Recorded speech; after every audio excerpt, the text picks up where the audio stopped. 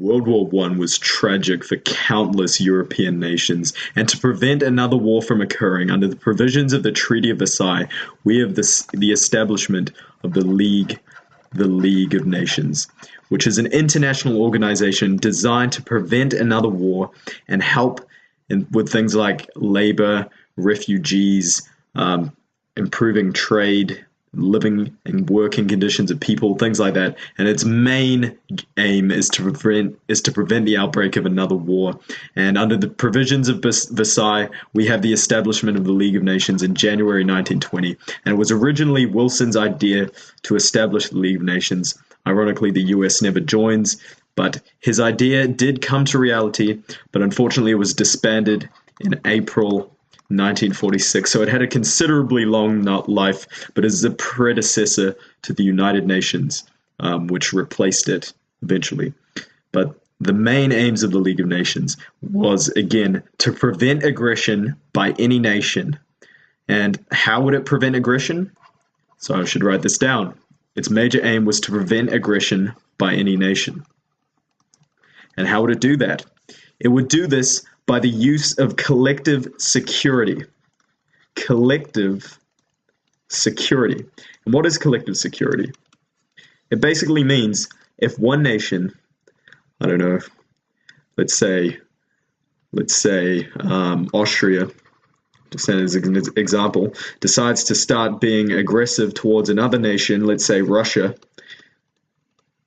Let's say some nation starts to become aggressive, then the other nations of the League of Nations would begin to act against that nation who is being aggressive. Let's say the UK, France, Italy would begin to contempt the nation that was being aggressive. So basically, collective security means that if one state attacks another, the member states of the League of Nations, these guys here, would act together effectively to deter that nation, the offending nation, from being aggressive. So that's what collective security is. It's quite important. The League of Nations, as I said, another aim was to encourage cooperation between nations, especially in business and trade. So encourage cooperation between nations. This would help everyone, particularly in business. It'd be particularly beneficial in business and trade. And another aim of the League of Nations, of course, to prevent aggression and to prevent the outbreak of another war, we're going to have to work toward international disarmament. So everybody needs to get rid of their guns, work toward international. So all across Europe, international disarmament. Everyone, no more guns. They're only going to be used for bad reasons. The League of Nations was also set up to improve the living and working conditions of all people. So improve living and working conditions. And I mean, this is good. I mean, we want to improve the lives of people, improve living and working conditions. That's one of the fundamental aims of the government. We want to do this. It'll help everyone, improving living and working conditions. And the League had several powers, which we'll go into more depth later, but it could use economic sanctions, which basically means all the members of the League would actually stop trading with a particular nation. And the League is basically set up to act as a deterrence from any one nation from being aggressive. So let's quickly look at some different countries and when they joined and left the League of Nations, keeping in mind that the League was established in 1920 and disbanded or dissolved in 1946. So let's take a look at when some different nations joined. So let's first take a look at Italy, and then we'll take a quick look at Japan, Germany. I should do Germany in more. I'll do it in a green color. Germany. Because the USSR should actually be in red. It kind of associates with the communism. And with the USA in purple. So these are some of the main nations, people, some of the main countries who fought, who played a major role in World War One.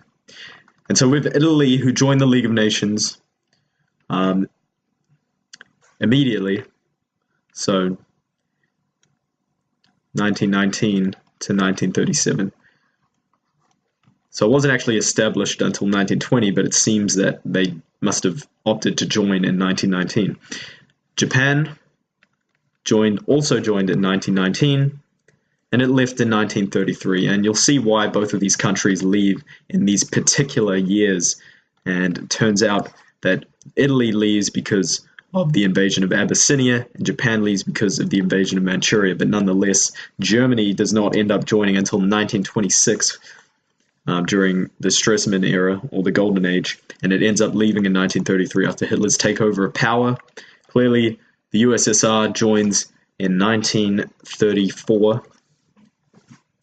Stalin wanted to join the League of Nations for some extra security against Hitler. Perhaps Stalin feared Hitler, but in 1939 they left the League of Nations. They left in 1939. And the USA never joined the League of Nations. That's the interesting thing about the US. Woodrow Wilson wanted the US to join, but the US would have preferred to stay independent, and we'll talk about that later. But there were some difficulties of the League of Nations, and I want to talk about, so this main topic right here is membership. I should have put that. We're basically talking about the members of the League of Nations, so membership. And there were some difficulties faced for the UK and France, some of the main victors of World War I. So let's take a look here. I want to take a look at some difficulties. Some difficulties faced for the UK, the United Kingdom, and France. Now, the first difficulty they faced is they expected the US to lead the League. They expected the United States to lead the League of Nations. Obviously, the US was a major economic power. It was a large and powerful country. They expected the US to lead it. It was obviously, Woodrow Wilson from the US created it. So the US never actually ended up joining, so a lot of the pressure was put onto the UK and France. Both the UK and France were weakened by World War I, immensely weakened by World War I. Immense casualties, serious economic consequences. It turns out the US was actually benefited from World War I economically, but the army and the general economy of UK and France was immensely damaged and weakened by World War I, which put them in a worse position. It made it more difficult for them to run the League, and it acted as a difficulty. Also, they were both weakened by depression. So economically weakened by the Depression, which was in October 1929. So it's not until later on, but this still acted significantly. The Depression significantly affected the ability of the UK and France to successfully lead the League of Nations. It led to a lot of failures, such as them not using sanctions because they're too concerned about fixing their own economies. This led to aggression. The Depression is extremely important. We'll come across that later. Both of them were reluctant to use military action. I'll just switch up the colors. Reluctant to use military action.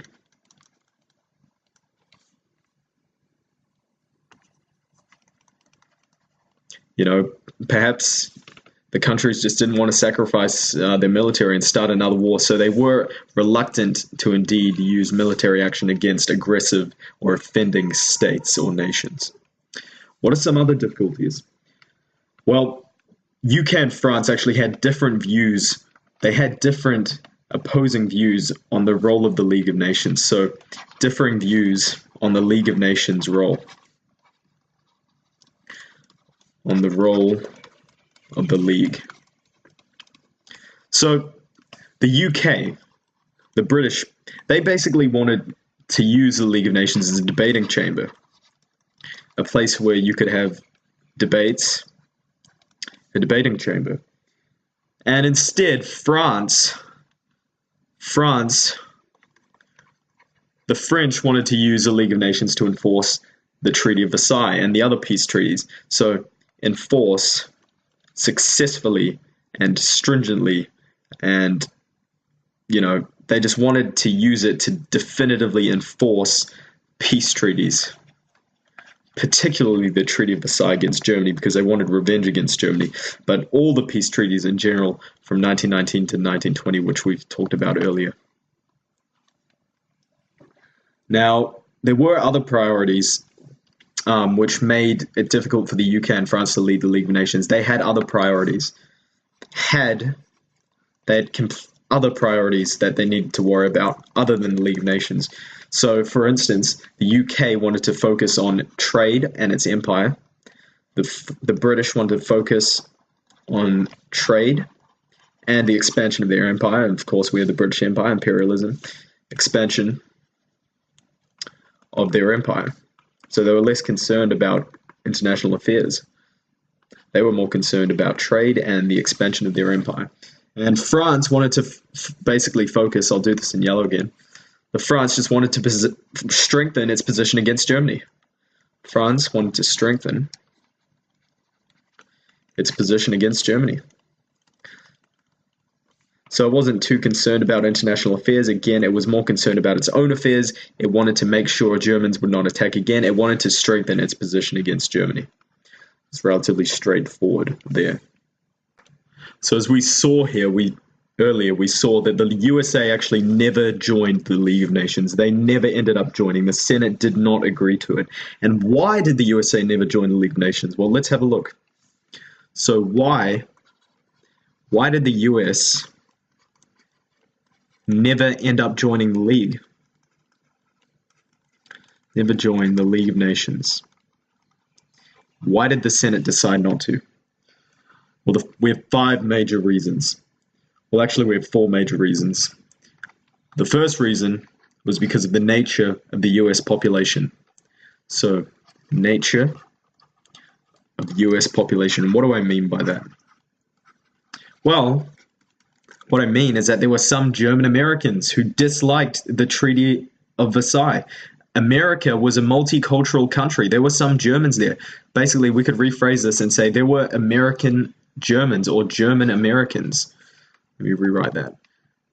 There were Germans living in the US. There were German Americans there who disliked the Treaty of Versailles and thought it treated Germany too harshly, and they didn't want the US to join the League of Nations. So German Americans disliked the Treaty of Versailles. So therefore, they didn't want the US to join the League. Fairly insignificant reason. But number 2, the second reason, is the US disliked the possible use of economic sanctions. The United States disliked the possible use of economic sanctions. This means economic sanctions just means you stop trading with a particular country. If the US isn't trading, its economy is going to suffer as a result. It did not like that. It didn't want to use sanctions on other countries. It wanted to trade with whoever it wanted to trade with. It didn't want to be told who it could and couldn't trade with. So it disliked the possible use of economic sanctions because it didn't want the loss of a trading power.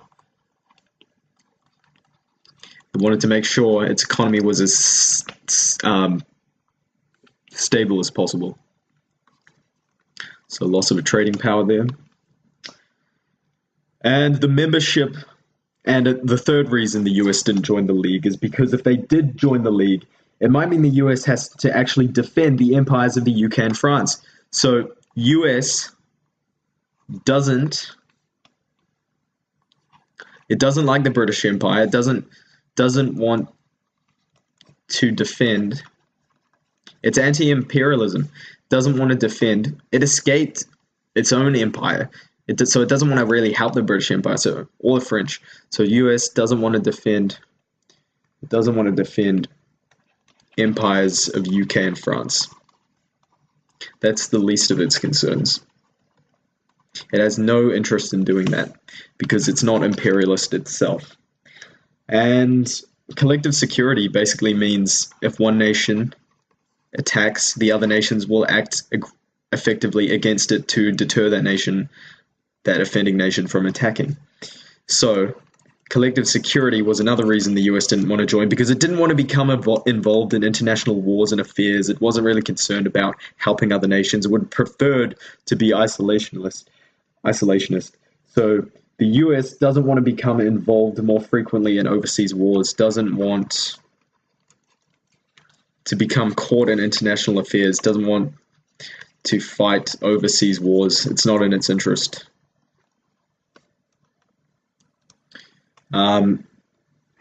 We remember Article 10 of the League of Nations, or commonly referred to as Article X, was the covenant. Article X. This is extremely important because it assured collective security. It assured that if a nation was to experience external aggression, Article X assured that that nation would be given assistance from the other countries of the League of Nations in order to prevent that aggression. So Britain and France actually ended up signing this, and it meant that if a country experienced external aggression, Britain and France would actually have to help. So the US didn't really like this Article X. It didn't want to have to become involved in overseas wars. So it wasn't interested in that. And we remember from World War I, the US had already suffered 100,000 casualties, so it wasn't particularly happy about that, so it didn't want to get involved in any more wars. So in summary, the German Americans don't like the treaty. They dislike the use of trading sanctions. They're anti-imperialist, so they don't want to help the empires of the UK and France. And the US is also, if it did join, it would be forced to join overseas wars, which it wasn't interested in doing at the time. So now let's look at something which actually might take a considerable amount of time to study, and that is the organization. That is the organization of the League. Because the League was organized in many different ways, and we're going to explore that now. We have the Assembly, which was the League's parliament. Every country in the League sent a single representative to the Assembly. The Assembly could recommend action to the Council, so it could recommend action to Council, which we'll talk about. And it could vote on admitting new members to the League. So admitting new members. If a new member wanted to join, the Assembly could do that. Also, appointing temporary members of the Council. Appoint temporary members.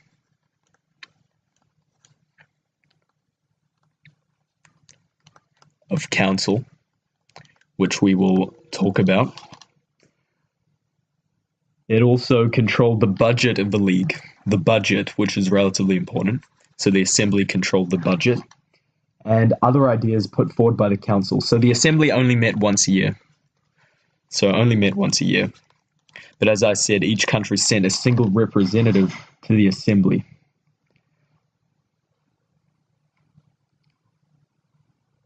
So the Assembly only met once a year. And decisions made by the Assembly had to be unanimous, which means they had to be agreed by all members of the Assembly. So this could be somewhat inefficient, but decisions made by the Assembly had to be unanimous. They must be unanimous.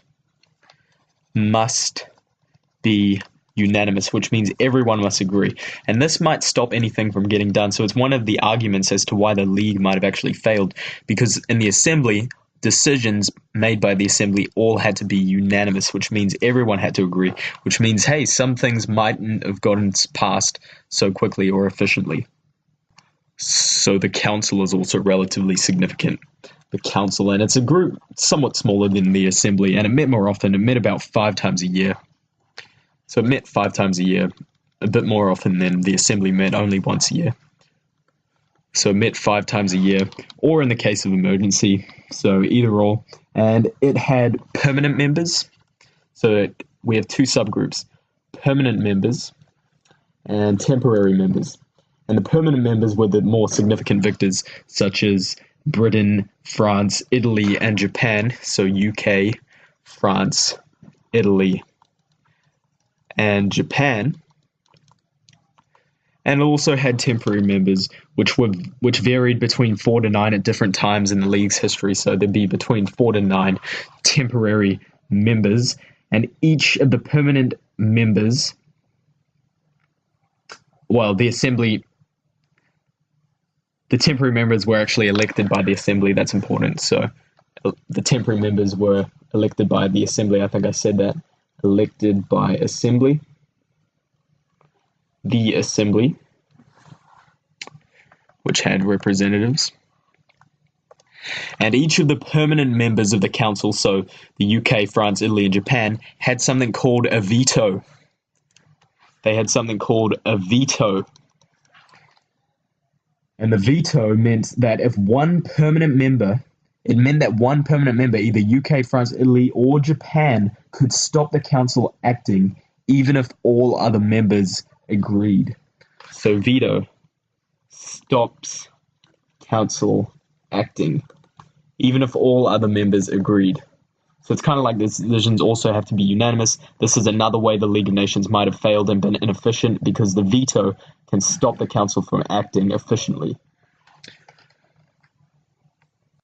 So obviously the main idea of the council was to arbitrate disputes, sort them out before they got out of hand. So if there was any international disputes involved between members, the members brought the problem to the council and was sorted out through discussion.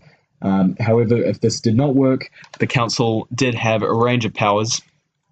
So the powers were moral condemnation, obviously condemning something, scorning upon them, looking upon them badly. So moral condemnation, they could decide which country was the aggressor, which one was to blame for the trouble, and then they could condemn the aggressor's action and tell it to stop what it was doing. Another power it had was economic and financial sanctions. So economic sanctions, basically, it's fairly obvious. Economic sanctions, which means the members of the League could refuse to trade with the aggressor, which would theoretically cripple the aggressor's economy, because it couldn't trade with as many people. And we also have military force, which was actually never really used, but it was claimed to be one of the council's powers. Military force, so the armed forces of member countries and members of the League, could actually be used against the aggressive nation. Somewhat similar to the council, we have the Permanent Court of International Justice, which is somewhat less significant, but we'll talk about it quickly anyway. I'll write it quickly. Permanent Court of International Justice. And this will kind of arbitrate certain decisions as well. If there was a border dispute, the Permanent Court of International Justice would sort it out. The League, this was meant to play a key role in the League's work of settling disputes between countries peacefully. The court was based in Hague in the Netherlands, and it was made up of judges from the member countries, Hague and Netherlands, and it was made up of judges from the member countries of the League. So if it was asked, the court would give a decision on a border dispute. It also gave legal advice to the Assembly and Council. So this guy here, the Permanent Court of International Justice, gives legal advice to the Assembly and the Council. So legal advice on particular issues if it needed to. So legal advice to the Assembly, legal advice to the Council, which could be particularly useful. However, the court had no way of making sure that countries followed its rulings. So it didn't really have much power, I guess you could say. Now, we also have the ILO, or the International Labour Organization, and this basically brought together employers, governments, and workers' representatives once a year. So, employers, workers, and government representatives once a year. So the aim was to improve the conditions of working people throughout the world. So improve conditions of those workers, improve conditions of working people. And it collected statistics and information about working conditions, and it tried to persuade member countries to adopt its suggestions. So, tried to persuade member countries of the League of Nations to adopt its suggestions to improve the working conditions. And its main aim was to improve conditions, so persuade member countries to adopt suggestions. So that's relatively straightforward. Now we also have the Secretariat. The Secretariat, which was a sort of civil service, it basically kept records of the League's meetings and prepared reports for the different agencies of the League. So kept records of the League's meetings, prepared reports for the different agencies, like the Council and Assembly, for different agencies. And the Secretariat had special sections covering areas such as health, disarmament, and economic matters. So as well as sorting out disputes between European members, the members of the League of Nations also attempted to tackle other major problems in Europe, such as refugees, slavery, health, mandates. So let's look at the League of Nations commissions, the League of Nations agencies, or committees, whatever you want to call them. So League of Nations commissions. But there's many different names for them. And I want to briefly talk about each. So the first one I want to look at is the Mandates Commission. The Mandates Commission. So mandates are obviously just countries which have been taken control over by the League of Nations. I'll read this out. The First World War had led to many former colonies of Germany and her allies ending up as the League of Nations mandates. So they're ruled by the League of Nations. Ruled by Britain and France on behalf of the League. Okay. The Mandates Commission was made up of a team of expert advisors whose job it was to report to the League on how people in the mandates were being treated.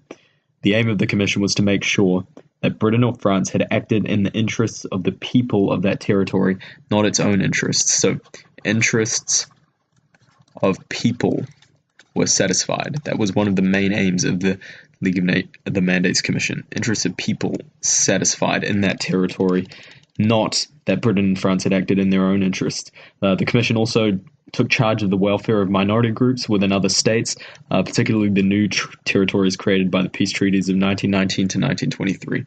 Okay, let's look at the Refugees Committee now. This was another committee, the Refugees Committee.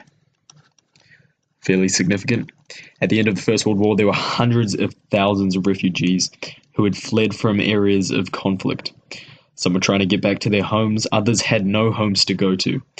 Most pressing problems were in the former Russian territories, the Balkans, Greece, Armenia, and Turkey. In 1927, the League reported that there were 750,000 refugees from former Russian territories. 750,000 refugees from former Russian territories. And 168,000 Armenians. The League appointed the famous explorer Fridtjof Nansen. Fridtjof Nansen to oversee the efforts to return refugees to their homes or help refugees to settle and find work in new countries. He did this with the Nansen passport, which allowed refugees to travel between European countries, made it easier for them to do so. Nonetheless, helping them to find work and settle was a mammoth task. So the Slavery Commission.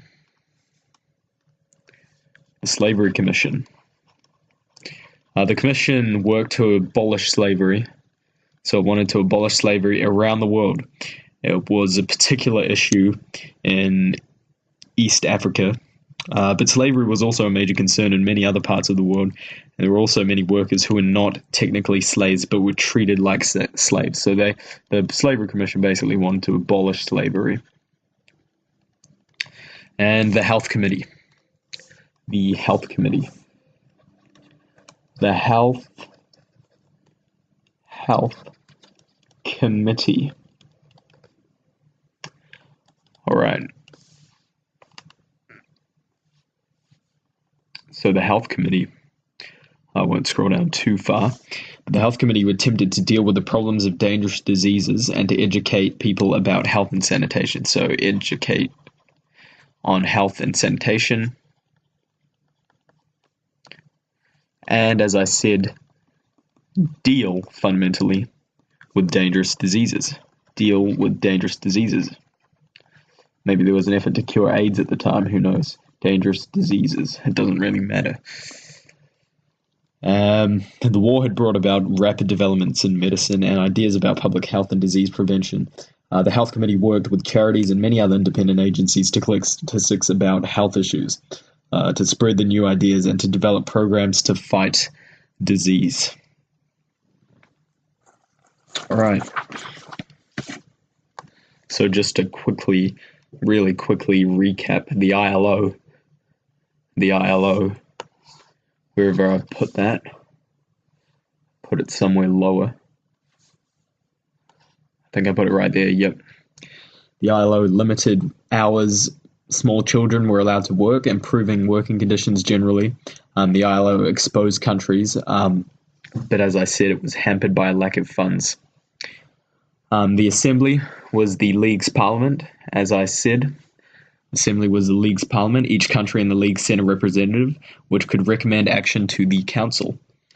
It admitted new members to the League, and it controlled the budget, met once a year, and decisions had to be unanimous, which could lead to some difficulties and inefficiencies and a potential weakness of the League.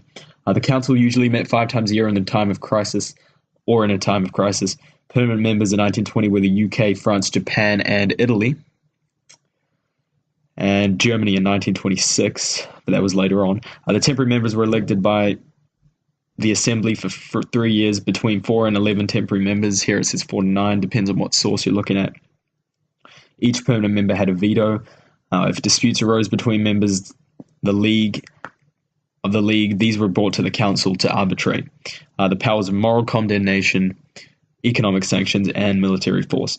One more note on the ILO. They brought together governments, employers, and workers and improved living conditions of workers globally, and they could only recommend, not enforce its decisions. They did manage to successfully implement an 8-hour working day, a 48-hour working week, annual holidays with pay, minimum employment age, and things like that. And the right to join a trade union. They banned poisonous white lead paint. So that is interesting. Those are some more quick overview facts. One final note is that there was a disarmament commission, but it was a failure and arguably made the most disappointing progress out of any of the commissions. So, yeah, we'll talk about that later. I want to look at some of the major conflicts the League of Nations dealt with. Major conflicts. So when we look at these major conflicts, I want you to keep in mind the League of Nations aims.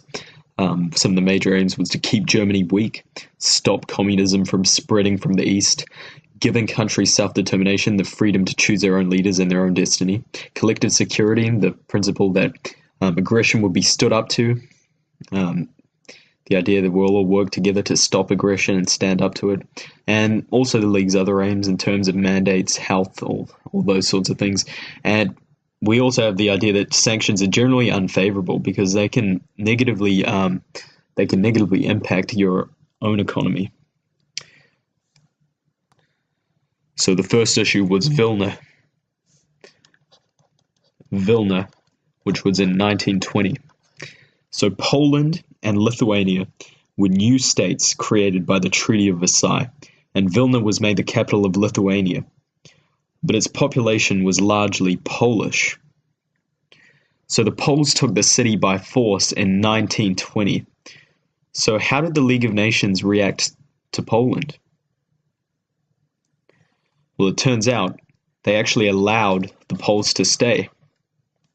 They actually allowed the Poles to stay, as the city was made up largely of Poles, because the population was largely Polish. Because population was largely Polish.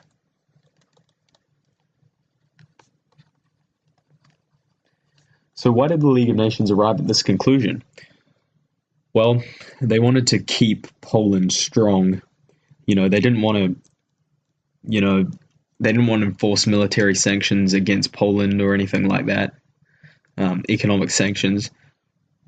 A strong Poland would act as a barrier to communism. It would act as a barrier to Germany. And the only problem was that it allowed aggression. So a sort of appeasement, it sort of was. So the next issue I want to look at is Upper Silesia, which was in 1921. I'll do this in a purple. Upper Silesia, 1921.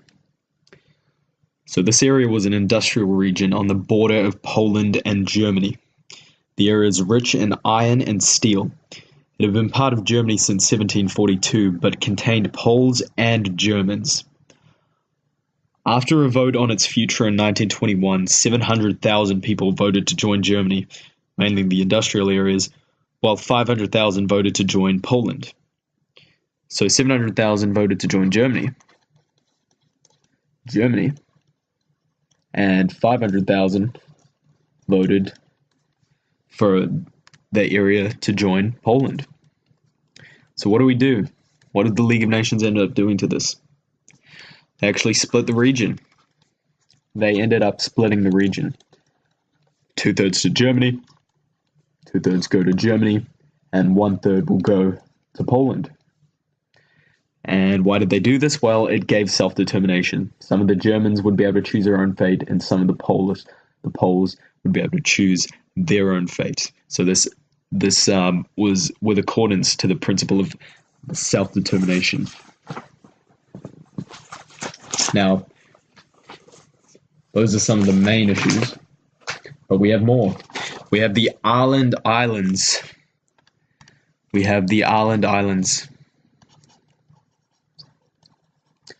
And the Åland Islands was in 1921. So these islands lie midway between Sweden and Finland.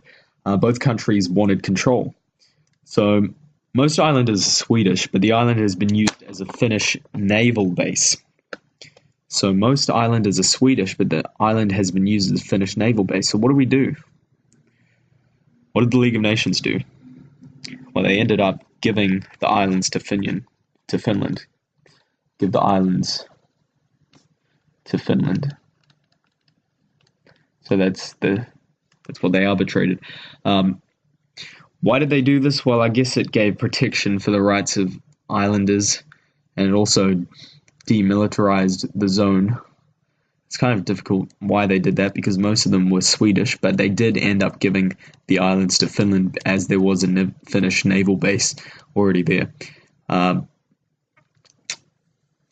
apologize, but I should have shown whether this was a success or failure, these other instances. Now, Vilna, when the Poles took Vilna by force and the League of Nations said, hey, you can stay there, that was a failure because it rewarded aggression.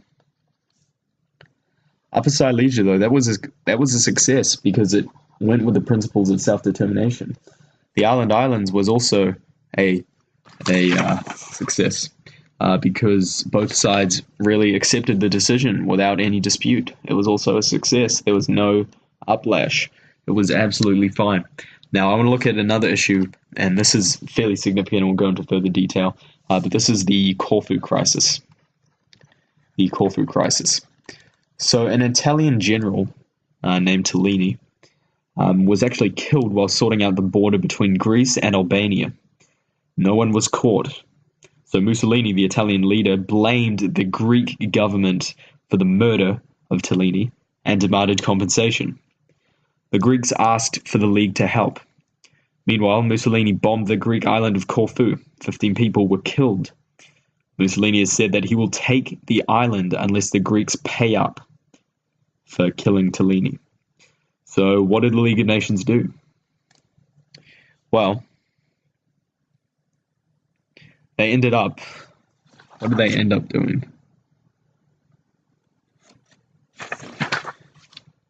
They actually ended up telling the Greeks to pay Italy. telling Greeks to actually pay Italy. So Mussolini got what he wanted. He complained and he got what he wanted. So this was a fundamental failure of the League, because it rewarded aggression and showed that powerful nations were able to bully their way into getting the decision they wanted over smaller nations. The problem really was that Italy was a permanent member with the power of the veto, and the UK and France were really in disagreement over what they wanted to do.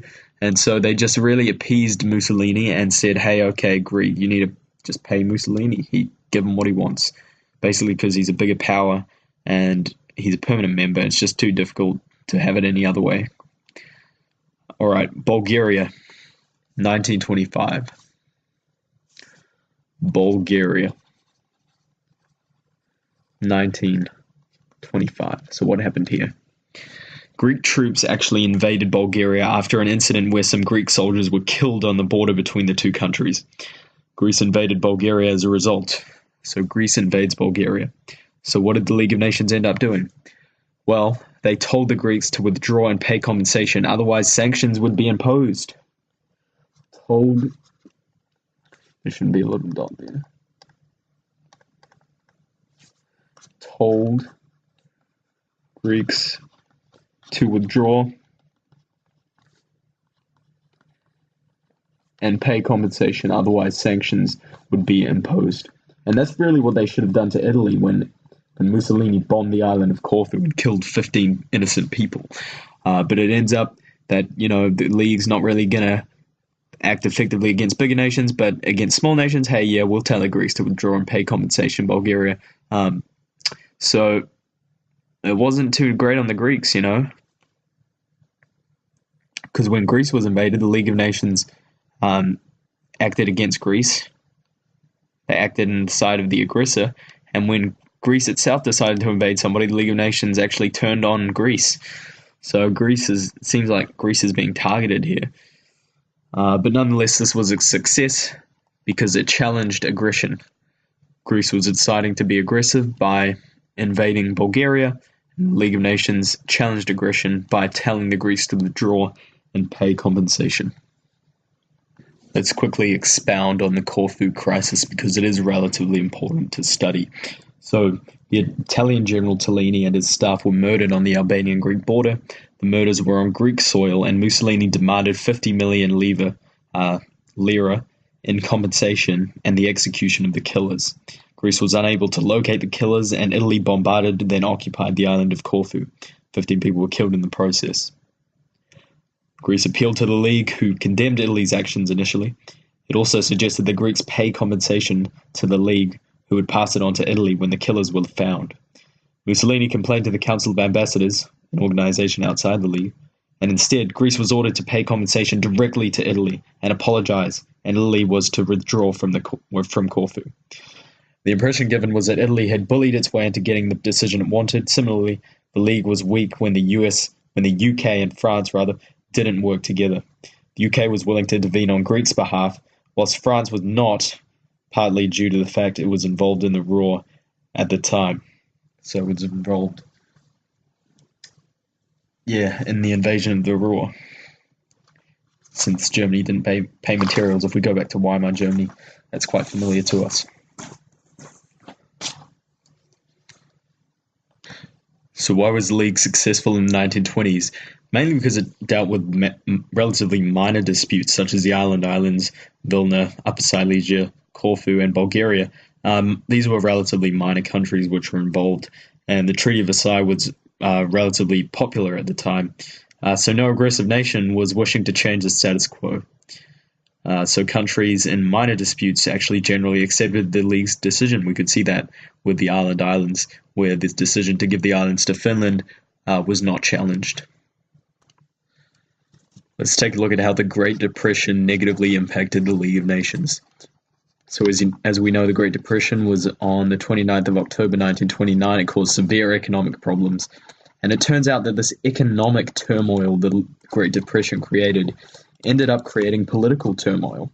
It led to the rise of nationalist leaders, more extreme parties It led to the unwillingness of political leaders to use sanctions against other countries because they didn't want to make their own economies even worse. So it led to a lot of this economic turmoil created by the League of Nations, by the Great Depression, actually lead to political turmoil, which led to some failure of the League of Nations eventually.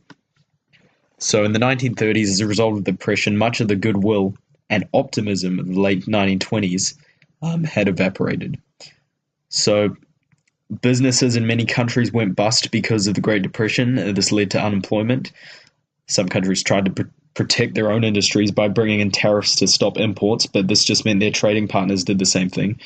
So trade just got even worse for everyone, leading to more businesses going bust and more unemployment.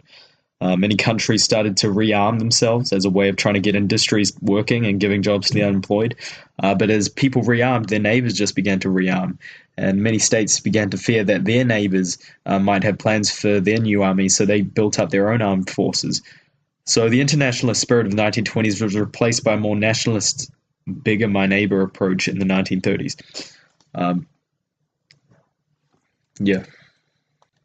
So for a lot of leaders, the top priority for those leaders were to sort out their own economy.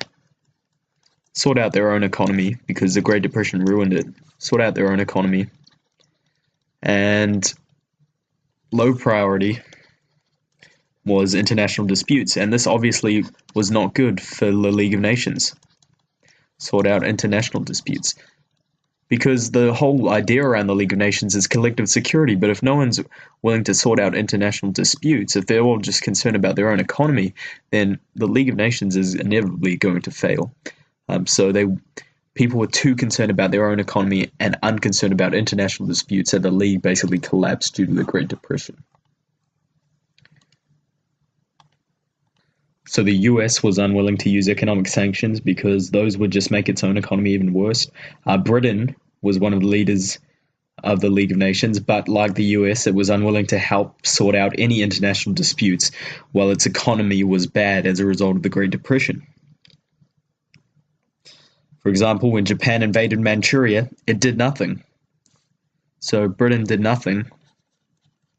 Britain did nothing when Japan invaded Manchuria. It didn't support economic sanctions against Japan, and it didn't even send troops to protect Manchuria.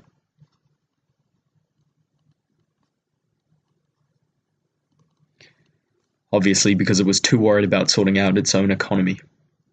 For Japan, the Depression threatened to bankrupt it. So that's pretty serious. The Depression threatened to actually bankrupt Japan. So its main export was silk to the US, but the US was actually buying less silk, so Japan had less money to buy food and raw materials. So its leaders were army generals. They decided to build an empire by taking over weaker countries that had raw materials and Japan needed. They started by invading Manchuria, which was part of China, in 1931. So Japan invaded Manchuria in order to get raw materials, in order to access raw materials and expand its empire because they couldn't feed themselves, invaded Manchuria in September 1931. September 1931. And for Germany, the Depression hit it badly. It really ended the Stresemann era. Everything was going well until the Depression occurred, as we've seen. There was unemployment, poverty, chaos. Germany's weak leaders seemed unable to do anything. As a result, Germans decided to elect Adolf Hitler to lead them. He was not good news for international peace. He openly planned to invade Germany's neighbors, revoke the Treaty of Versailles, and win back land that Germany had lost in the First World War. So they basically thought Hitler would make Germany great again. And for Italy, economic problems encouraged Mussolini to try and build an overseas empire to distract the people's attention from the difficulties the government had faced. So this relates to the invasion of Abyssinia in 1937. So basically, there were effects which we've seen before. For Germany, led to a rise of extreme parties, and inevitably led to the rise of Hitler. Wasn't the only factor, but it was one of the major factors that led to his rise as a leader. And for Italy, For Italy, it led to the invasion of Abyssinia in 1937 because Mussolini tried to build an empire overseas to distract the Italian people from the difficulties the government faced as a result of the Depression, to distract people from economic difficulties the government faced as a result of the Depression. So that's pretty interesting. So here's an interesting article on the Great Depression and the League of Nations. So it starts off, be careful not to argue that the failure of the League of Nations in the 1930s was solely due to the Great Depression. The League had long-term weaknesses.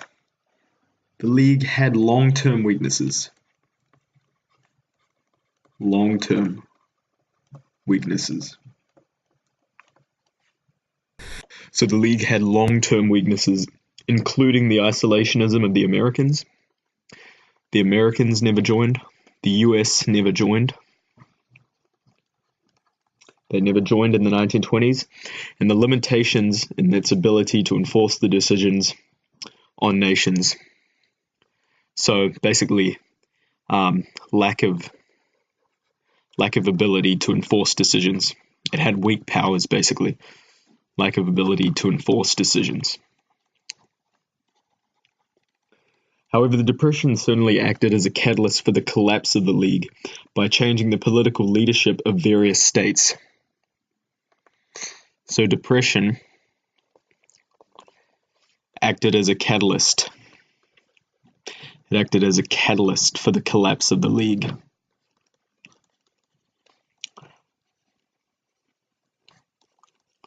And how did it do this? By changing the political leadership of various states. Changed political leadership. And this is true. Changed political leadership of various states.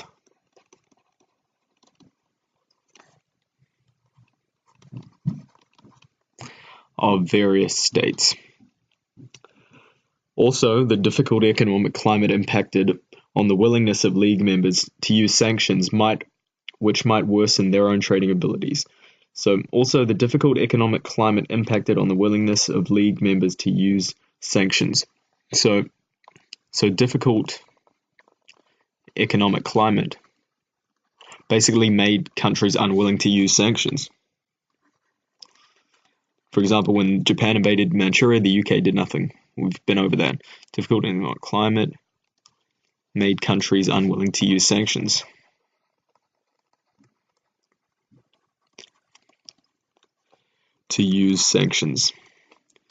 So let's take a look at the Depression in Germany. So Depression in Germany. So the Depression was the single most important factor in Hitler's rise to power. Most important factor. This is unequivocal. Most important factor in Hitler's rise to power.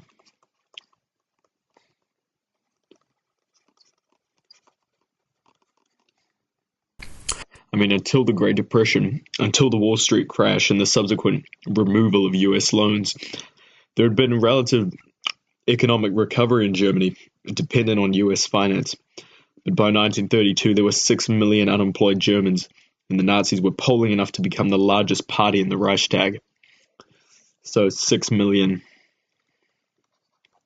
unemployed Germans by 1932.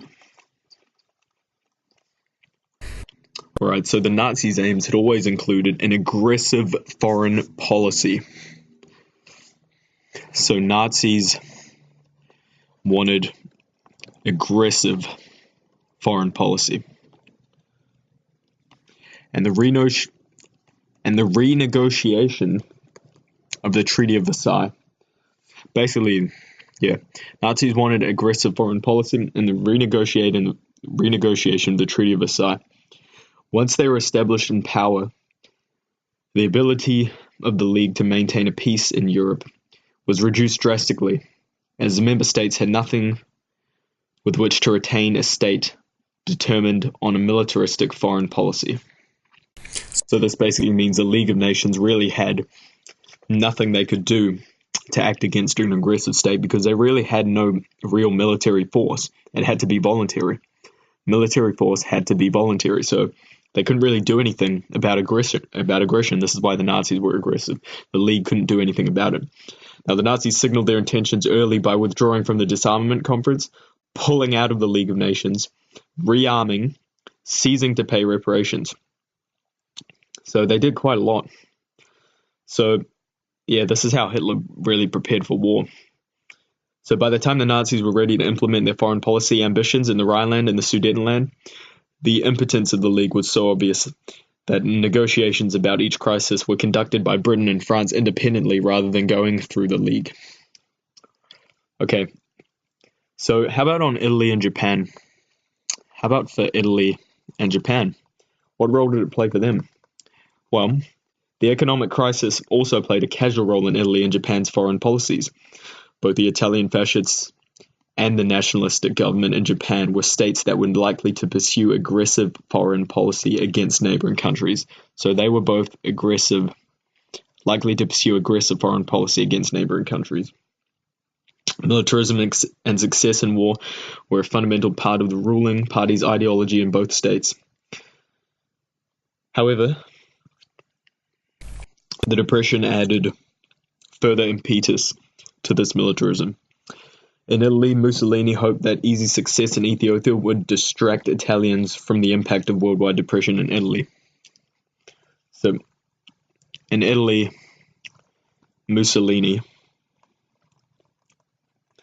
hoped easy success in Ethiopia. This is the invasion of Abyssinia in 1937, would distract Italians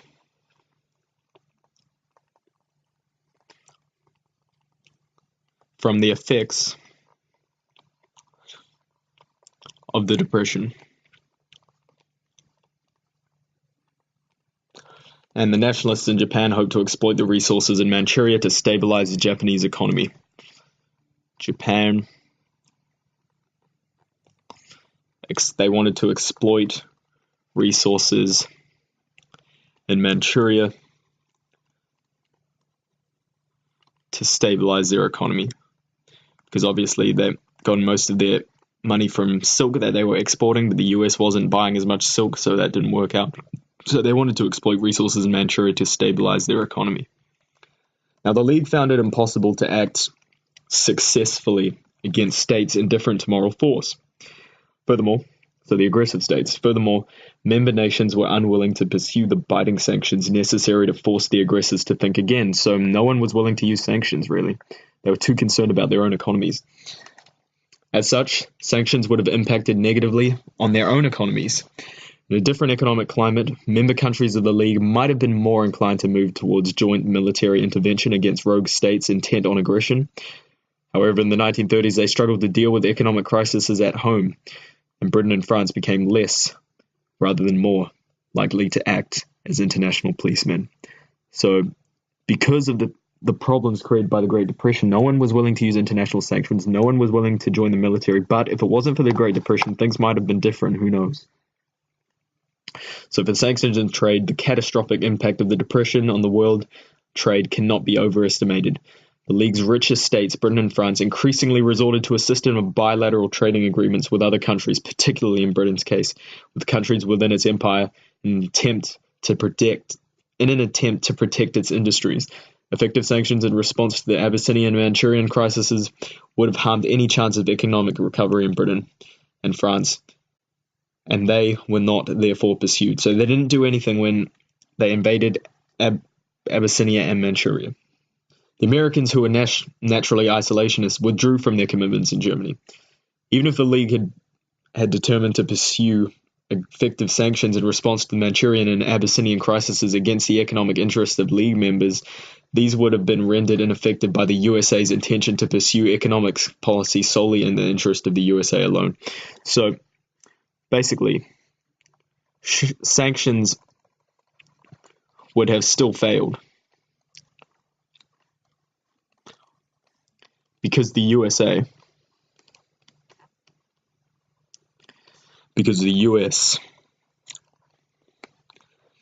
was isolationist, and it would still trade. It would still pursue economic policy solely in its own interest. So in conclusion, the Depression did not kill the League of Nations, but it certainly hastened its end. Moral force and sanctions alone are never sufficient to deter the militarism of rogue states. Against Nazi Germany, fascist Italy, and Japan, force was always going to be necessary. So we needed military force in order to stop them. So there was nothing else that could have been done. And because they were unwilling to use military force, that was basically because of the Depression. So I want to look at the invasion of Manchuria. The Japanese invasion of Manchuria, which is part of China. It's near North China. And this was in September 1931. So why did Japan invade Manchuria?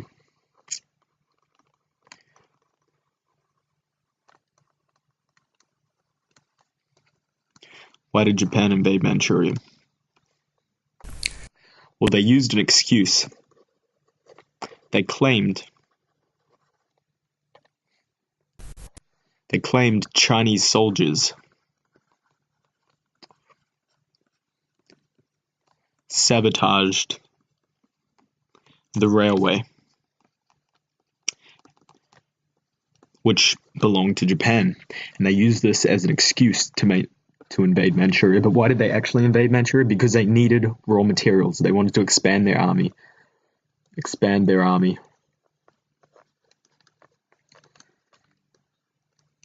Gain access to raw materials and land, which were found in Manchuria. And they wanted this access to raw materials because the Depression ruined their economy. They weren't getting enough silk purchased from them, silk exported, because the USA wasn't willing to buy it. So that's why they invaded That's why the Japanese invaded Manchuria. How did the League react? How did the League react to the invasion of Manchuria in September 1931? Well, China actually appealed to the League. So China wanted help. China appealed to the League. Japan claimed it had just invaded in order to keep order, as China was in chaos at the time. You know, they were fighting the communists versus nationalists. The League. So China appealed to the League. Japan tried to call it off by just saying they were just doing it to keep order. The League sent the Lytton Committee, a fact-finding mission to Manchuria, spending 6 weeks in Manchuria. So League sent Lytton Committee to gather data, find facts, to basically adjudicate or arbitrate this decision, to adjudicate. And they spent 6 weeks. They spent 6 weeks in Manchuria. A year after the invasion, the League presented the Lytton Report, which stated Japan had acted unlawfully. So 12 months later,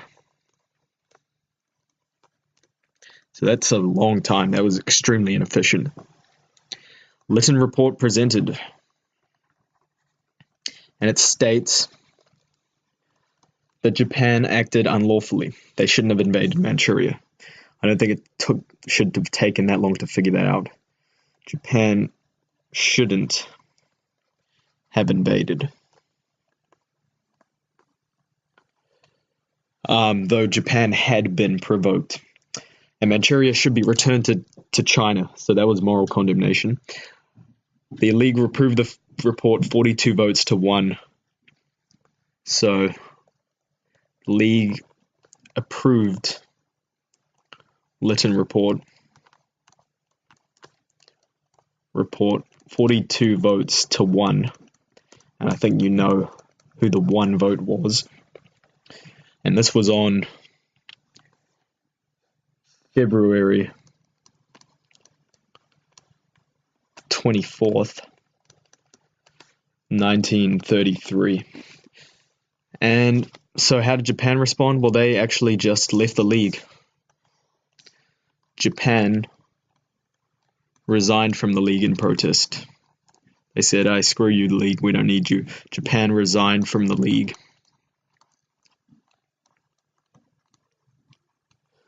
On the 27th of March, 1933. So why did the league react in this way? Why did the league react this way? Why did it just use moral condemnation? I mean, it didn't really do anything. It just told Japan that it should be returned. And when Japan said, "Hey, no, stuff you, we're just going to leave the league, we're not going to listen to you," the league didn't really do anything about it. So why did the league act so passively? Well, economic sanctions would not work as the US was Japan's main trading partner and not in the league. Economic sanctions were ineffective because of the US. Because of US, who was Japan's main trading partner, and the US wasn't part of the league, so the US would just continue what it wanted to do. Okay, the UK was reluctant to get involved with such vast distances and its own economic problems. Britain would not fight Japan on its own, as it risked the British Empire in India, Singapore, and Hong Kong, who Japan might try and take over. So, UK reluctant. Why? Because of vast distances. It had to worry about its own economic problems.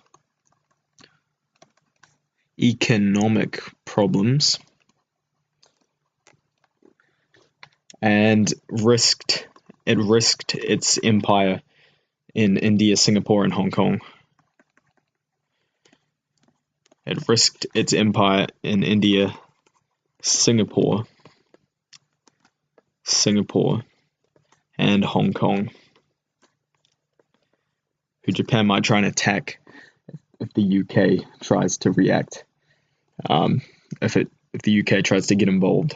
Okay, only the US and USSR had resources to remove Japan from Manchuria, and neither was in the league. The USSR would not act alone. So basically, the USSR wasn't going to do anything about it. It didn't want to act on its own by itself. But no one else was willing to help it. So nothing really happened. Okay, so France was reluctant to get involved as well. So France, no surprise, was also reluctant because it was more concerned about strengthening its position against Germany. More concerned about strengthening position against Germany.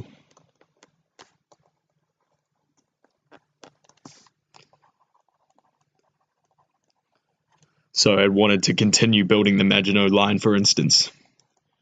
Continued development of Maginot Line,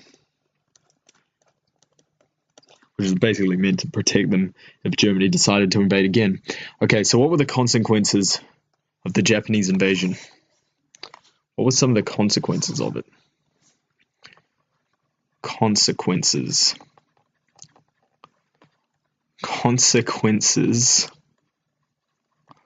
of Japanese invasion of Manchuria in September 1931. Okay, it proved that the League was powerless if a strong nation committed aggression and invaded its neighbors. Proved League was powerless against aggression. It didn't really do anything. It just used moral force, which didn't work.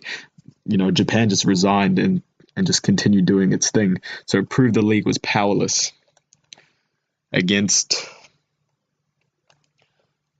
strong nations who committed aggression.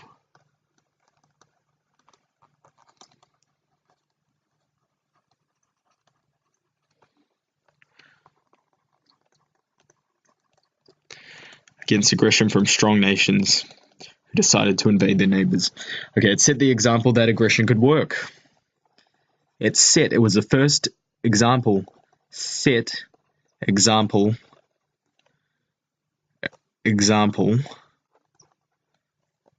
That is not how you spell example. Example. Aggression could work. And this affected the actions of Italy and Germany, because Italy decided to start being aggressive with the invasion of Abyssinia in 1937, and with Germany, who started to start invading the Rhineland and things like this. The Japanese invasion of Manchuria is the basis. It is the fundamental cause which set the example that aggression could work. It is the initial invasion that set the precedent that aggression could work. Okay, so what else? Japan actually ended up conquering Manchuria.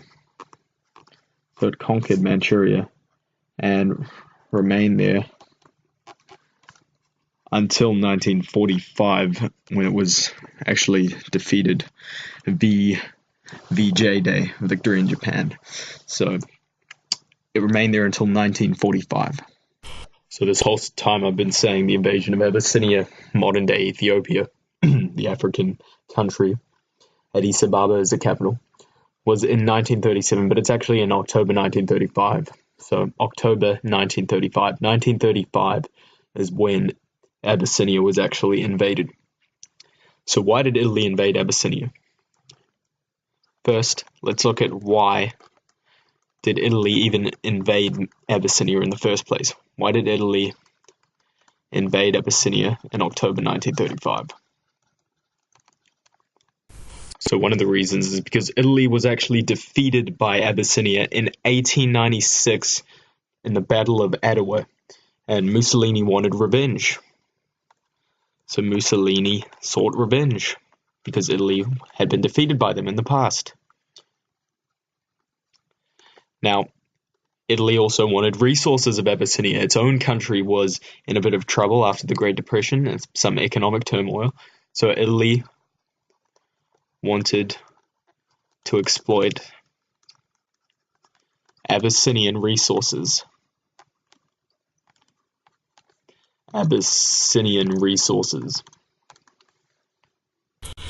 Initially, he wanted to rival Hitler by creating Italy as a great Mediterranean power.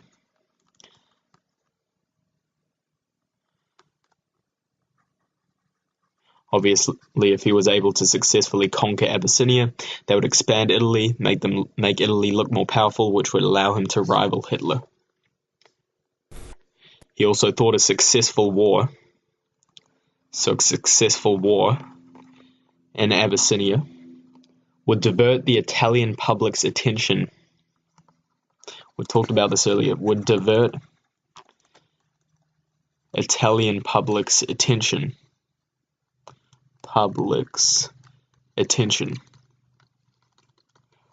Away from Italy's own economic problems, which were caused by the Great Depression. Away from Italy's own economic problems. So this one's pretty significant and it comes up quite a lot. So a successful war in Abyssinia would divert the Italian public's attention away from Italy's own economic problems. Now, another reason is Italy already controlled territory in East Africa, so why not grab some more? Italy already controlled territory in East Africa.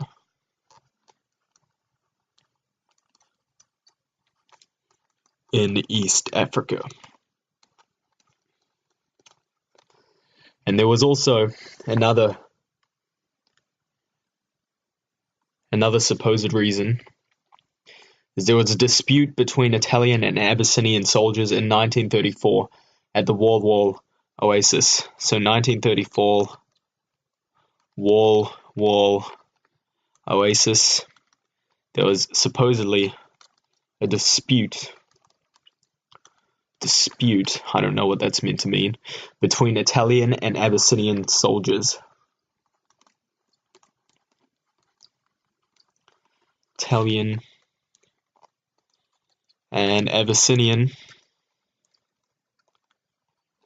soldiers. Okay, Mussolini also believed that signing the Stresa Front would mean the British and French wouldn't object to Italy using force outside of Europe. So that was interesting. So the Stresa Front was basically Italy and the UK and France alliance against Nazi Germany over who should control Austria. That was in 1934. We'll look at that. So Mussolini believed signing the Stresa Front, so basically forming an alliance with the British and the French, signing Stresa Front, so forming an alliance with the British and French against Germany, would allow Italy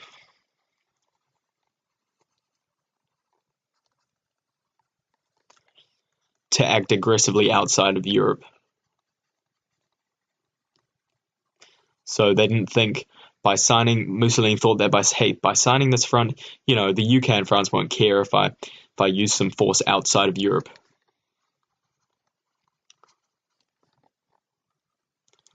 And again, just to reiterate, the Stresa Front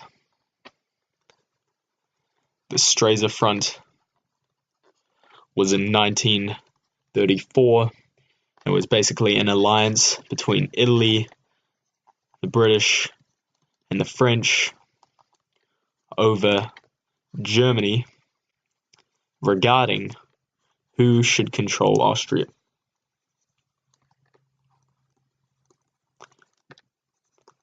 It was kind of just a nice alliance for the UK and France. I mean, it kind of assured them that Italy would stay on their side, even though Italy eventually chose to join Germany.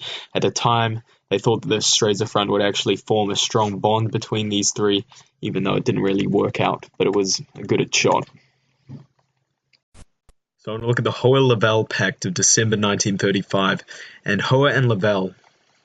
So Hohe and Laval were the UK and French foreign ministers. So they were the UK and French foreign ministers.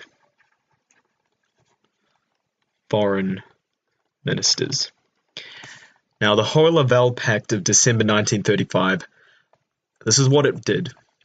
It planned to give Italy, so it planned to hand over to Italy 2/3 of Abyssinia, so not all of Abyssinia, but 2/3 of Abyssinia in return for calling off the invasion.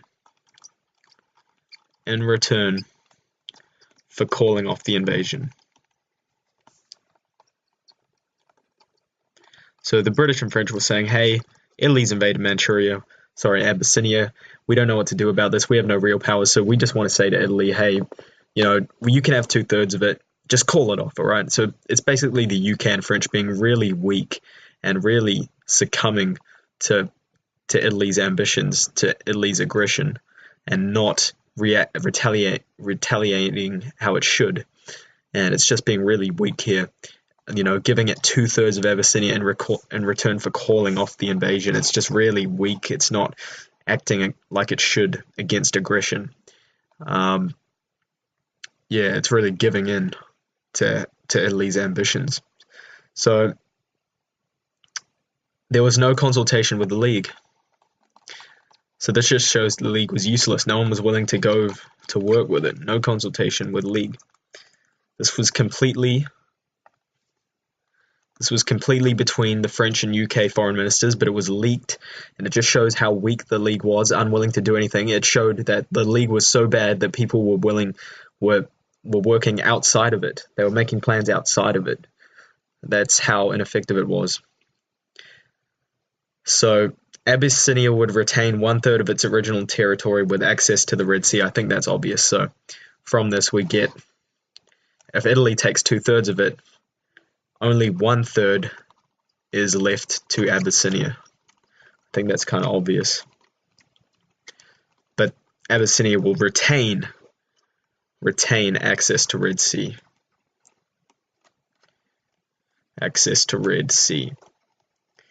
The pact was actually leaked to the press, and the public reaction caused the pact to be scrapped. So leaked to the press, and the horrified public reaction caused it to be scrapped. The people were saying, hey, UK and France, you're so weak, why are you allowing Italy to take 2/3 of Abyssinia? Just because it decided to be aggressive. It's not good. So it highlighted the fact the UK and France were willing to work outside of League. So it highlighted fact that UK and France were willing to work outside of League.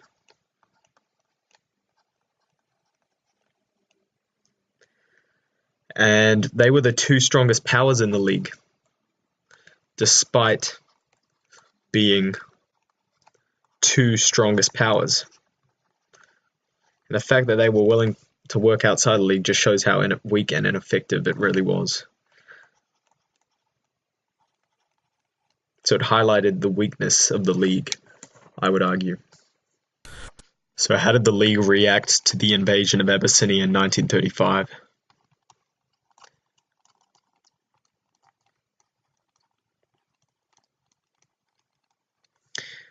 Which was in October 1935.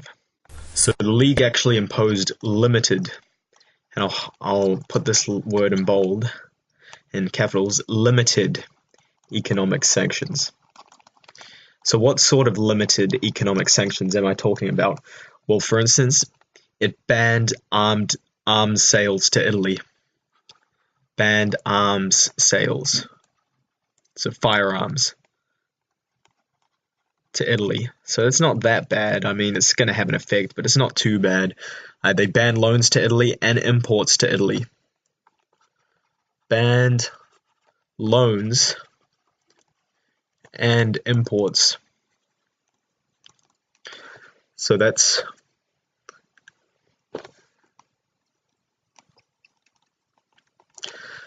pretty significant as well. It banned the export of rubber, tin, and metals to Italy.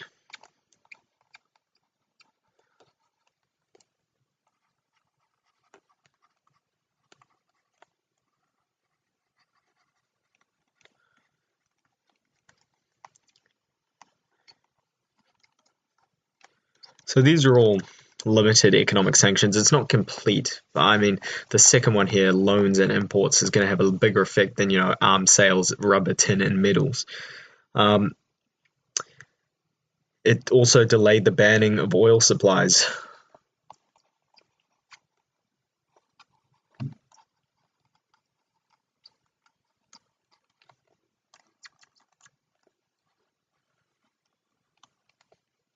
And the Suez Canal was not closed to Italian shipping. So Suez Canal is actually still open. This is just a side note. Suez Canal not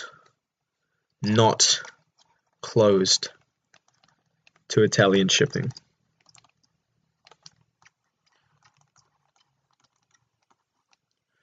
So why did the League react in this way? Why did it react with limited economic sanctions? Why did the League react this way? I mean, at least it reacted, unlike it did really with Manchuria in 1931, but 1935 with the invasion of Abyssinia, it's acting a bit more, but only limited economic sanctions. I mean, it's not using any military force or anything like that. So why did the League react this way? Why did the League react this way? So the first reason, which is a pretty significant reason, so the UK and France did not want to didn't want to upset and alienate Italy. Why did it not want to do that? Because it didn't want to push Italy into having an alliance with Hitler. Didn't want Italy or Mussolini to unite with Hitler. The UK and France didn't want to annoy Mussolini because if they did, he would end up uniting with Hitler, which is what they didn't want. So they acted, relatively minorly. So there were similarities that, the UK and France noticed the obvious similarities between Hitler and Mussolini. Both of them are extreme right. Both extreme right. And there are obvious similarities between Hitler and Mussolini. So the UK and French feared an alliance between Italy and Hitler, so they didn't want to act too harshly to this 1935 invasion of Abyssinia. Also, instead, the UK, France, and Italy signed the Stresa Front to stand firm against Germany. And that was in 1934. I apologize for saying earlier it was 1934. It was actually in 1935, the Stresa Front. I mean, the invasion of Abyssinia was in October 1935. The Hoyle-Lavelle Pact was in December 1935, and it turns out the Stresa Front was actually April 1935. So this was actually before the invasion of Abyssinia. So just a side note, the Stresa Front was in April 1935, and where the UK, France, and Italy tried to stand firm against Germany. So, they were worried about Italy falling into an alliance with Hitler. So another reason they reacted this way is because the US was not in the League. They couldn't use, true economic sanctions because it wouldn't work, because the US would still trade with Italy.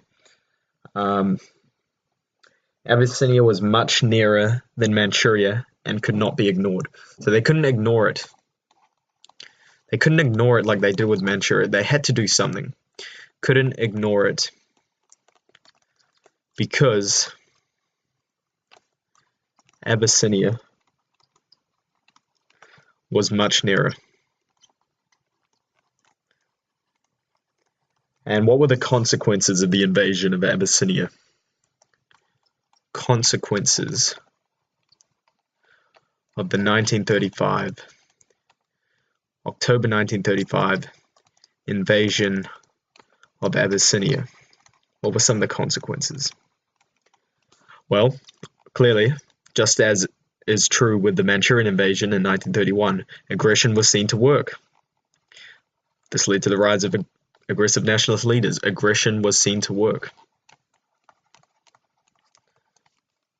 And this further reiterates, the League was seen to be powerless and didn't do much. The League was seen to be powerless. Their limited sanctions didn't really stop Italy from taking over Abyssinia. League was seen to be powerless. Poor League of Nations. Britain and France acted in their own interests with the Hoyle-Lavelle Pact. So that's interesting. So a consequence of the Abyssinian invasion is that UK, the British, and French act in their own interests, which further reiterates how powerless the League is. Further, Hitler marches into the Rhineland in 1936. Hitler marches into Rhineland. We're going to look at that later. In Hitler's rise to power, the causes of World War II. Hitler marches into Rhineland in 1936. And since Hitler's in the Rhineland, France doesn't really want to do anything against Italy. France, because Hitler's just marched into France, France doesn't care about what Mussolini does. France doesn't care about invasion and doesn't want to do anything to really punish Italy. So in May 1936,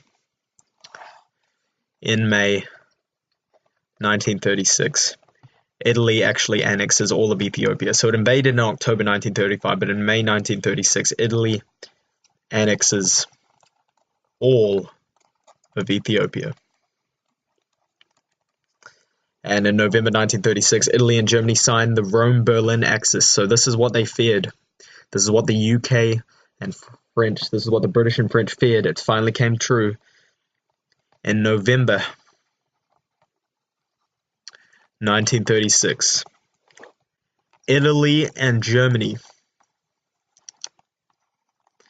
they sign the Rome, capital of Italy, Berlin, the capital of Germany, Axis, the Rome-Berlin Axis, to pursue common interests.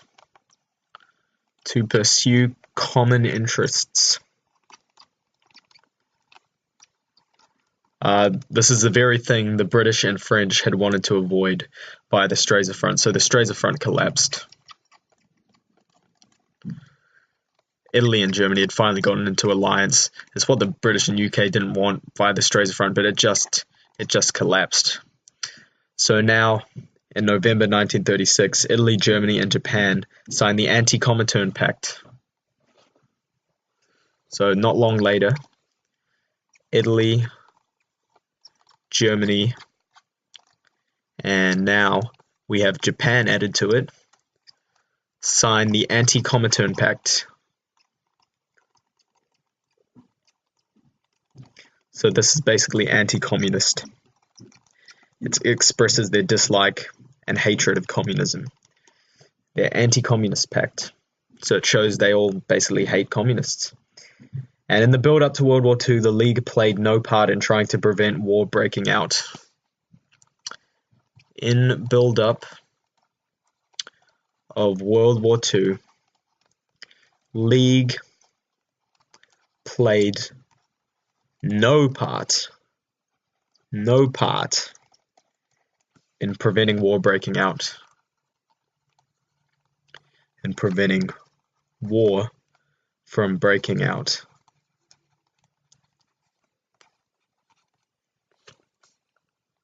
So I want to finish off with one of the major questions, which is why did the League fail? And we know it had long-term weaknesses such as the US never joining and short-term weaknesses such as the Great Depression, but we'll go into further detail. Why did the League fail? Why? And there are two reasons. There were reasons that were the League's fault. These reasons were the League's fault. So it's the League's fault. And there are also reasons that weren't the League's fault. Not League's fault. It's out of the League's control. So let's look at some of the League's fault reasons. Okay, so unanimous decisions were impractical. This was in the assembly. Decisions made had to be unanimous. There were vetoes and things like that. Unanimous decisions were impractical. This could have been changed. Unanimous decisions were impractical. Also, the assembly didn't meet often enough. I believe it was only once a year. This was not enough. The assembly didn't meet often enough. Also the League's fault. It took too long to make decisions. The Linden Committee took 12 months. It's ridiculous. It took too long to make decisions.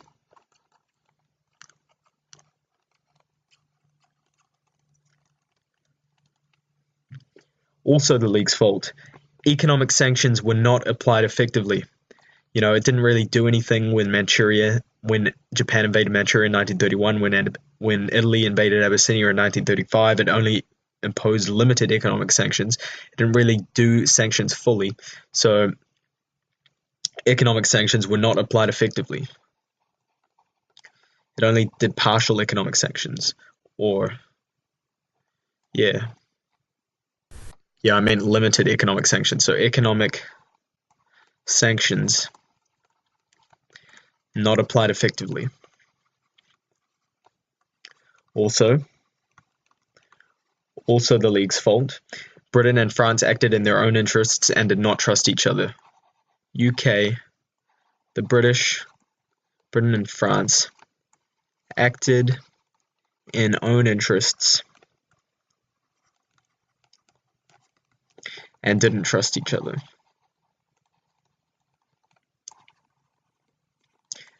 I mean, we have the Horror-Lavelle Pact, where they kind of avoided the League of Nations, acted in their own interests. The UK generally was more concerned about its empire. France was generally more concerned about its position against Germany.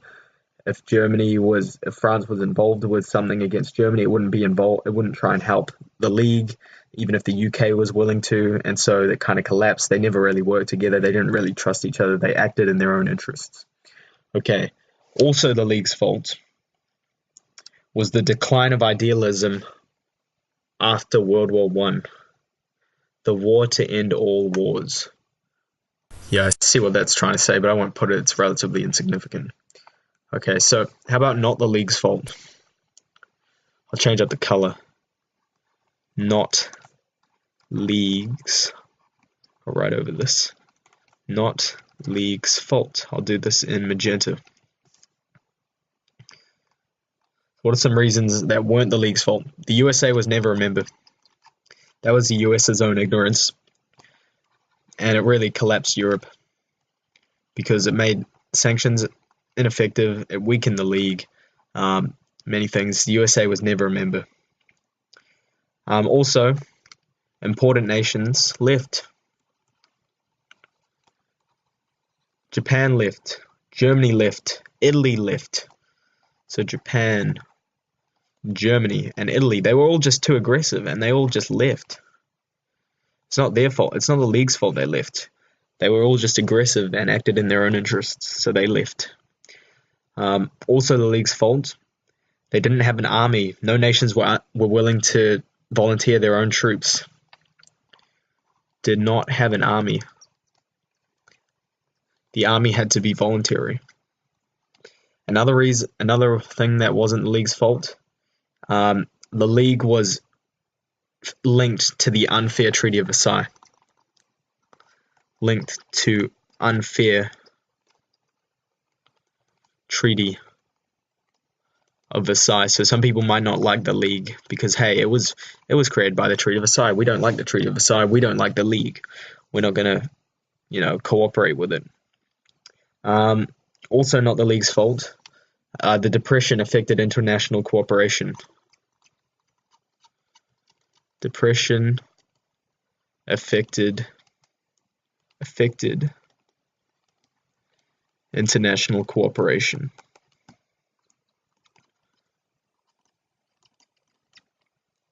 Also not the League's fault. The USSR wasn't even a member until 1934. USSR not a member until 1934. Collective security didn't work. The nations were too concerned about their own issues, mainly because of depression. Collective security collapsed. So, nations too concerned about own issues. Further, the League failed to achieve significant world disarmament. No significant world disarmament. And that's basically due to countries' own ignorance, not willing to get rid of their arms. So it's not really the League's fault, it's just all the countries' faults. No significant world disarmament.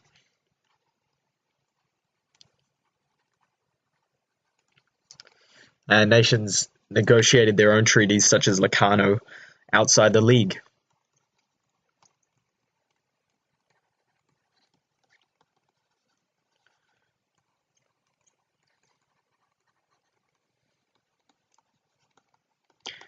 I don't really see how that means that they failed. I think it basically means that the League wasn't capable of controlling everything. I don't know. Also not the League's fault is the rise of aggressive nationalist leaders, such as Mussolini, Hitler, the Japanese army. Rise of aggressive nationalist leaders. And so if you're going to take away anything from this, it's the top 5. So what are my top 5? Well, I would say But number one failure is because of the rise of aggressive nationalist leaders. That's a major reason the League failed.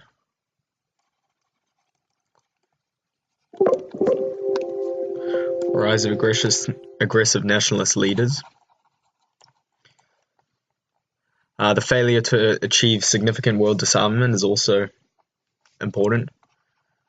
Failure to achieve worldwide disarmament. Without worldwide disarmament, countries were inevitably going to resort to war again. So if you don't get rid of disarmament, if you don't have disarmament, then it's just really ineffective. War is going to happen again. The structure was poor structure. Decisions took too long, unanimous. Decisions were impractical. The assembly didn't meet often enough, so structure poor. Poor structure. Fourth, the US never joined. The US never joined. And fifth, the World Depression affected international cooperation. So, Great Depression affected the willingness of nations to work together.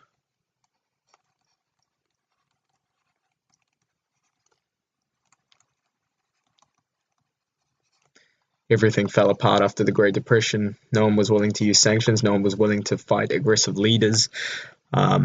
People were too concerned about their own economy. No one was willing to cooperate to stop anybody. And with collective security, nations were too concerned about their own issues. So there's also an acronym you can remember. Failure. Failure. I find this quite interesting. So F is the French and UK self-interest.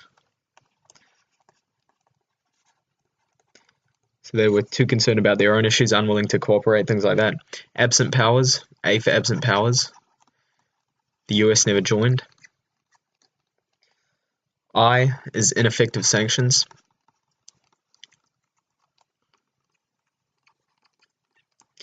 They never worked, they never did them properly.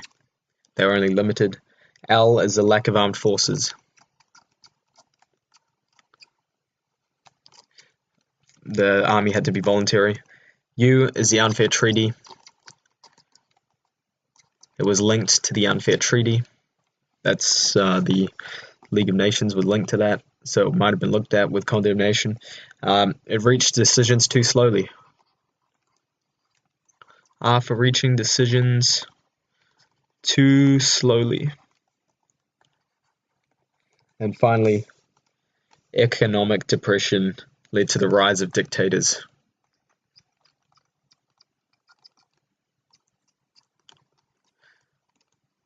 Led to rise of dictators, especially in Germany, who promised to solve their country's problems and their economies. Led to rise of dictators, particularly Hitler. So that's the acronym you can use to remember some of the failures of the League. So one final thing, we have the failure of the Disarmament Conference, which was from 1932 to 1934. Now, some of the proposals were no bombing on civilian areas, limiting the size of guns, tanks, and no chemical warfare. Now, the only problem was Germany. Germany was the main issue. So, in order for disarmament to be successful, either everyone had to disarm to Germany's level. There were two options. There, option A. Option A, everyone disarms to Germany's level. And Germany pretty much had nothing after the Treaty of Versailles. Its army was only 100,000 men, which is virtually nothing. So everyone had to disarm to Germany's level in order for disarmament to be successful. Or you could just let Germany rearm. Just let Germany rearm. And the reality was no one wanted to... It was impossible to make everyone to disarm to Germany's level. It was virtually impossible. So they just went with option B. They just said, hey, it's too difficult. So in order for disarmament to be successful, we'll just let Germany rearm. And we're not really going to care about disarming everyone else. They just let Germany rearm. And so it failed. So it didn't end up working. And the UK and France were actually divided over how to treat Germany, whether to let it rearm or whether they should just work towards letting everyone else disarm. It was too difficult to make everyone disarm. Particularly the UK would have said, hey, just let Germany rearm. France wouldn't have liked it, but the UK would have just said, hey, that's fine. And so it was really doomed from the start, because no one was really going to disarm. Of course, they were just going to let Germany rearm, so the whole plan was really scrapped. And Germany was just allowed to rearm, and nothing really was achieved. There was no general disarmament, and this was the failure of the disarmament conference.